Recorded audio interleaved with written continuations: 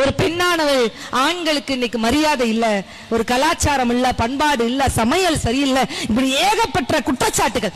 ஒரு இளைஞன் கவிதை எழுதினா மனைவிகளை பார்த்து, மனைவிகளே காதல் துணைவிகளே, தாலி கட்டிய நாள் முதல் எங்கள் சந்தோஷத்துக்கு வேலி கட்டிய மாமியார் பத்த மகளே, தந்திரத்தால் காதல் மந்திரத்தால் தொட்டு தாலி கட்டிய எங்களை எந்திரமாய் சுழல வரும் திரிபுர சுந்தரிகளே, கல்யாணத்துக்கு முன்னாடி இனிக்க பேசுனீங்க, கல்யாணத்துக்கு அப்புறம் தட்டு தாம்பரத்தை தூக்கி வீசுறீங்க.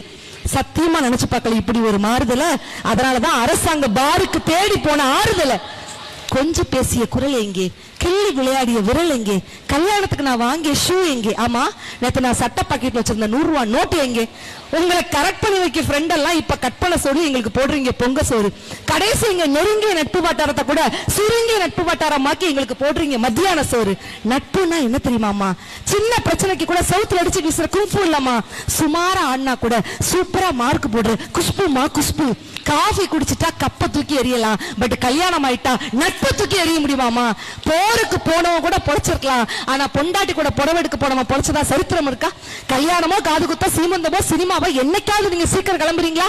நீங்க 8 முழ சேலைய 16 முழ சேலைய சுத்தி கட்டுறதுக்குள்ள ஆம்பளை டாப்பு கலந்து டாப்பா போயிருந்தேன். எங்க லேசா பண்ணு மேல வெண்ண தடன மாதிரி லைட்டா எங்களுக்கு தொப்ப விழுந்தா கூட உடனே உடம்ப குறை, டயட்டை ஃபாலோ பண்ணு, எக்ஸசைஸ் பண்ணு, அதை பண்ணு இதை பண்ணு எங்களை பாடா படுத்துறீங்களே. இல்ல தெரியாதனமா தான் கேக்குறேன், டயட்டாவும் புருஷன் தான் இருக்கணும், கொயட்டாவும் புருஷன் தான் இருக்கணுமா? ஏன் நீங்க இருக்க கூடாதா?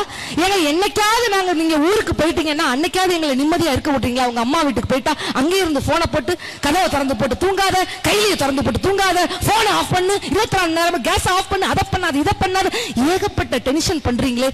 தெரியாதனமா தான் கேக்குறேன், நீங்க என்னதான் நீங்க கோபத்துல கும்மி அடிச்சாலும் உங்க காலுக்கடியில பருப்பா தான் இருக்கும், நீங்க என்னதான் கோபத்துல கும்மி அடிச்சாலும் குழம்பு சட்டியில இருக்க பருப்பா தான் இருக்கும். சோ வேண்டாம் பேபிமா கோபம், ஆம்பளைங்க ஆல்வேஸ் பாவம் பாவம் பாவம்.